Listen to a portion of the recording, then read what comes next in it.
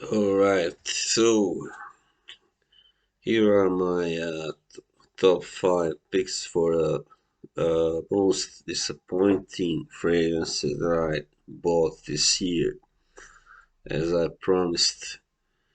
Yeah, so as I told you, there are a few blind buys that I made at the start earlier this year that made me, kind of learn that lesson the hard way. You should never blind buy anything. So this is well, let's start with the the lessest disappointment. At number 5, it's Chanel Allure on Sport.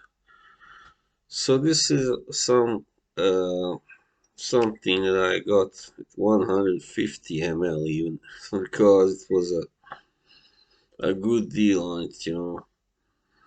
And even though I like, at first I like the opening, but then as it kind of starts to dry down, and I don't know, I just get too much of I guess simply get too much of it.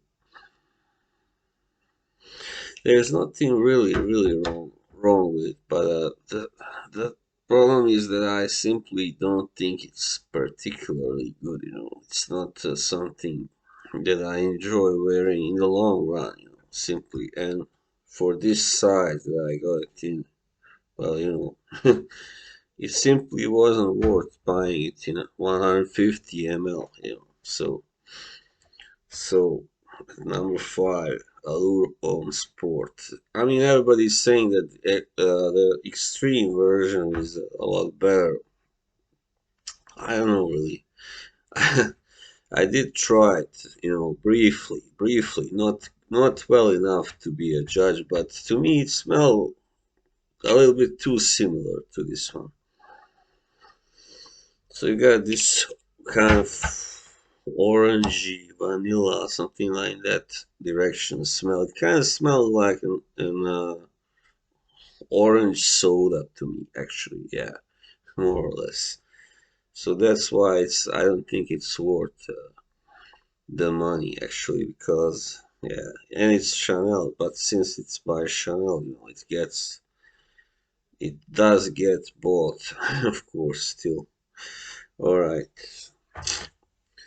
At number 4, yeah, number 4 that would be this guy right here, this bad boy, because yeah, this is of course Le Mal by Jean Paul Gaultier, but the Parfum version, which came out sometimes in March, I believe, this year or something, February or March.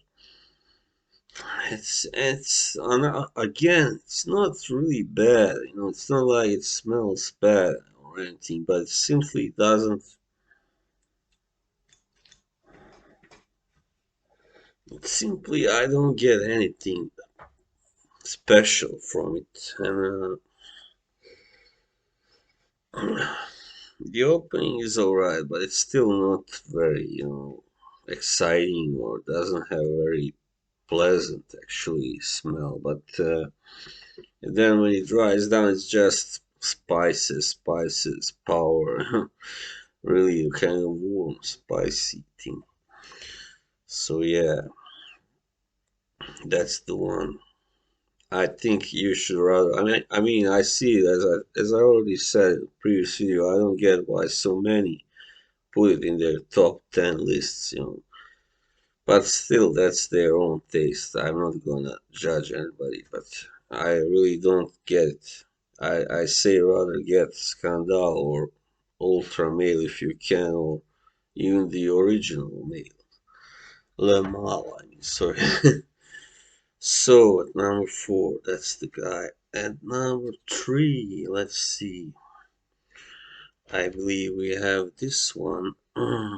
Yves Saint Laurent, Wild Parfum. So when I first got it, I really kind of enjoyed it, but I mean, the first time I put it on, it was like spring, and people had started to go out for real again, and was that kind of, scene. Actually, it was in late May, but still, it was spring technically. So anyway, but yeah, the problem is that it's only actually good when it's warm enough. I would say it's not something you wear for winter normally, and it's only for the clubbing scene and people who enjoy that sort of, very like, beauty parlor kind of body shop kind of sense. So that's what this is definitely. I mean, it's still better than the why that I'm gonna talk about in a little while, but it's still not one of their best releases, I would say. Yeah, well, it's got a really nice bottle, of course, and the sprayer. So fashion-wise, it is a good choice. But if you are really after something special, then no. All right, number three, that was Wild Parfum. And number four, well, this is a little tough. Well, I think I'll go for, oh, sorry, at number two, this one, Invictus Legend. Yeah, another, well, this was not a blind buy, but it was a like hasty buy for me because I had tried one Invictus before, but that turned out to be something else. I guess I made a mistake, I made a boo with this.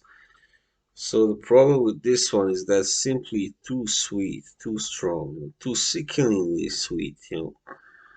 When you first put it on, you try it, all right, still, it's not that bad, but after a while, you get really overwhelmed by the sickening sweetness. So, it's simple as that. I mean, I don't think there's anything else to say. And this also works better when it's hot and, in warmer temperatures. So, yeah. But still, it's not something I would ever wear, really. Not, no chance. Yes, and number two, Victus Legend. And finally, my number one pick was something I also first got this year in the beginning of January. That is this one, Yves Saint Laurent Why Alive Intense. So the problem with this fragrance is that simply the scent, the smell is too synthetic and it can be even suffocating. Synthetic to the point of being really, uh, a nauseating, suffocating kind of, smell simply, and that's not something you want, right? The problem is I even got the bigger, but I should have picked the smallest one. So this is 100 ml actually.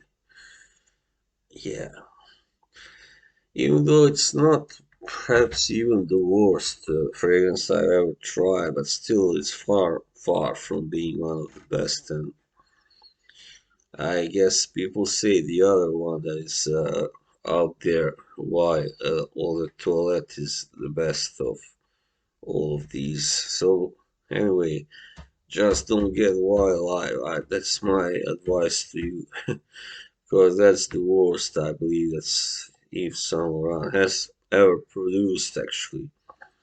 But I guess it will please some people who like that kind of synthetic fragrances who are smell fancy, and it does smell fancy. That's true. It does. It will please like people who are very like high, how you say it, high society, like, who are after really smelling very fancy. Yeah, alright, so that would be my top 5 most disappointing fragrance buys for 2021. Thank you for watching. Bye bye.